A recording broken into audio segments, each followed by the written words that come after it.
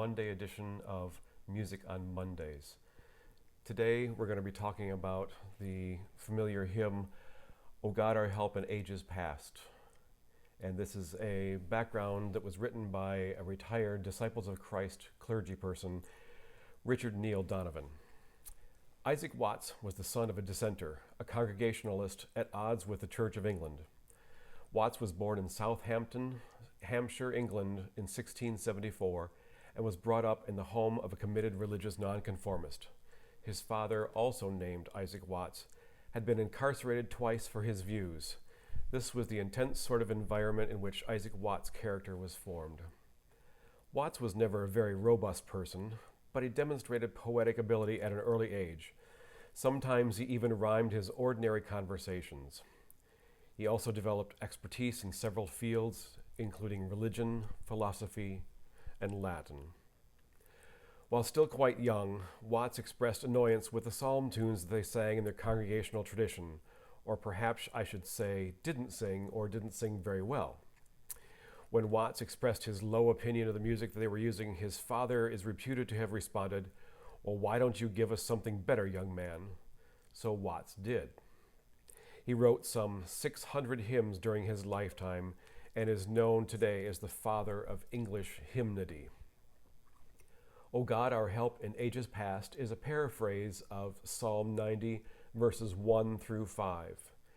Watts wrote it in 1714 and published it in a collection of poetic versions of the Psalms in 1719. He called the collection The Psalms of David in the language of the New Testament. It included poetic versions of each of the 150 Psalms and included Joy to the World, based on Psalm 98, and Jesus Shall Reign, based on Psalm 72. Originally, Our God, Our Help in Ages Past contained 9 verses.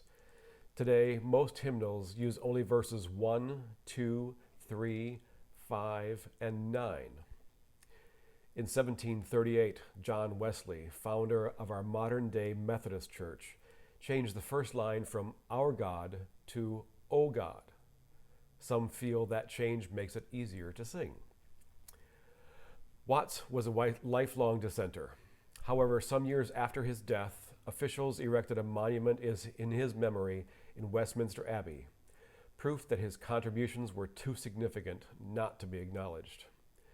The hymn tune associated with this hymn was composed by William Croft, who lived from 1678 to 1727. He named it the hymn tune St. Anne in honor of the church where he served as organist, St. Anne's Church in Soho, London.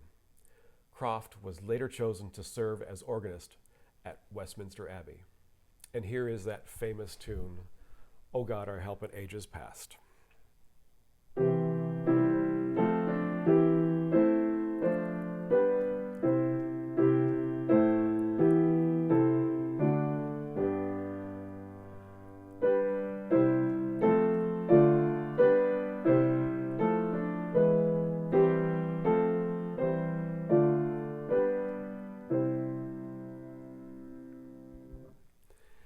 I'm sure the words bring us comfort in these days of confusion and uncertainty. O God, our help in ages past, our hope for years to come, our shelter from the stormy blast, and our eternal home. May this day find you well and healthy, and we remember all those who are affected by this pandemic, this COVID virus, and we continue to pray for them and their families as we seek to find a solution